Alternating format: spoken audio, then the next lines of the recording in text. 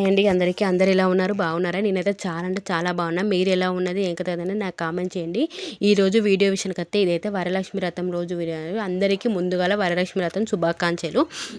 ఆ రోజు నేనైతే అనుకోకుండా అప్పటికప్పటిగా వరలక్ష్మి వ్రతం చేసుకుందాం అనుకొని సింపుల్గా ఈజీగా చేసుకున్నాను. నేను ఎప్పుడైతే మనం చేయలేదు, ఇదే ఫస్ట్ టైము. ముందుగానే అయితే స్నానం గిట్లా చేసేసి వచ్చిన తర్వాత పొయ్యి మీద అయితే మన శనగలును పులిహోర అన్నానికి అయితే పొయ్యి పెట్టాను. అవి ఉడికేలోపు ఇక్కడ అమ్మవారి పటానికి ఇట్లా రెడీ చేసుకుందాం అన్నట్టుగా పీడనైతే నీట్గా కడుక్కొని దానికి పసుపు రాసి పసుపు కుంకుమతోనైతే బొట్లు అయితే ఇలా చిన్నగా ముగ్గేసుకొని బొట్లు ఇట్లా అన్నీ అయితే పెట్టుకున్నాను అన్నట్టు. ఇలా పెట్టుకున్న తర్వాత దానిపైన వైట్ కలర్ కచ్చిపు కొత్తదే అదైతే పెట్టిన దగ్గర పచ్చది కానీ ఎర్రది కానీ టవాలు మన రైక ముక్కలు ఇట్లా ఏం లేవన్నట్టు వాటితోటే ఉన్న దాంతోనే పెట్టుకున్న తర్వాత ఇటైతే అన్నం అయింది, శనగలు ఇట్లా అయిన తర్వాత బెల్లన్నం కోసం మళ్ళీ అన్నం అయితే పెట్టి బెల్లన్నాన్ని నైవేద్యాలు అన్నీ అయితే ఫస్ట్ చేసుకుందాం అన్నట్టుగా ఇక మళ్ళీ నైవేద్యాలు ఇట్లా అన్నీ అయితే పక్కనైతే పెట్టుకున్నాను.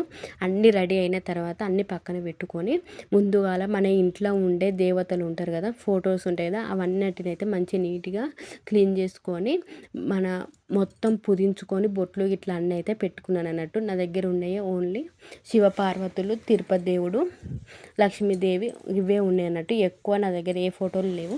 ఉన్న ఫోటోలోనే నీట్గా మంచిగా కడిగి వాటినైతే అన్నిటికైతే దేవుడిని అయితే పూజించుకున్నా. ఎప్పుడైనా ఏ పూజ చేసుకున్నా నేనైతే ఏ వ్రతాలు చేసుకున్నా మంచిగానైతే దేవుళ్ళకైతే మెయిన్గా పూజించుకుంటాను అన్నట్టు. పూజించుకొని అన్నీ అయితే బొట్లు పెట్టుకుంటా.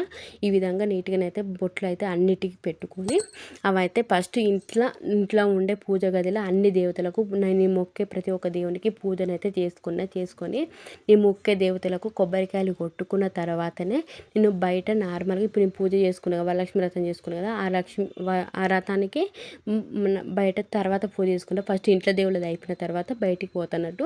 ఇంట్లోనైతే పూజ గదిలో పూజ చేసుకున్న తర్వాత ఇక్కడికి వచ్చిన తర్వాత కచ్చిప్ మీద అయితే కొంచెం బియ్యం అయితే పోసి దానిపైన అయితే అమ్మవారిని అయితే ఇలానైతే పెట్టుకుని మంచిగా నిండుగానైతే అమ్మవారిని ఉన్నంతలోనే నాకు దోచిన విధంగానైతే నేను అమ్మవారిని అలంకరించుకున్నా. ఆరంభాల పోకుండా సింపుల్గా ఈజీగానైతే పూజ అయితే చేసుకున్నాను అన్నట్టు. ముందుగానే అమ్మవారిని అలంకరించుకొని అటు ఇటు తమలపాకు పెట్టి నా దగ్గర ఉన్న మన ఇంటి మట్టి పదిమలు ఉన్నాయి అన్నట్టు వాటితోటి అమ్మవారికి దీపాల కింద పెట్టుకొని మనం ఏ పూజ చేసినా ఏం చేసినా కానీ ముందుగానే అయితే మనం పసుపు గరమ్మని చేసుకుంటాం కదా, అదే పసుపు గరమ్మని ఫస్ట్ చేసుకొని అది పసుపు గణపతిని చేసుకొని గణపతి పూజ చేసినాకనే ఎవరికైనా పూజ చేయాలి కదా, పసుపు గణపతి పూజతో గణపతిని చేసి పక్కన పెట్టుకొని అమ్మవారికి నేను ఇచ్చే వాయనం కిందనైతే మన ఇంటి 2 రైక ముక్కలు, పోక, ఖర్జూర పండు లెక్క పెట్టి 2 అరటి పండ్లు, మన తర్వాత పువ్వులు, పసుపు, కుంకుమ, నాకు తోచినన్ని పైసలు, తమలపాకు పెట్టి అమ్మవారికి గాజులు పెట్టాను.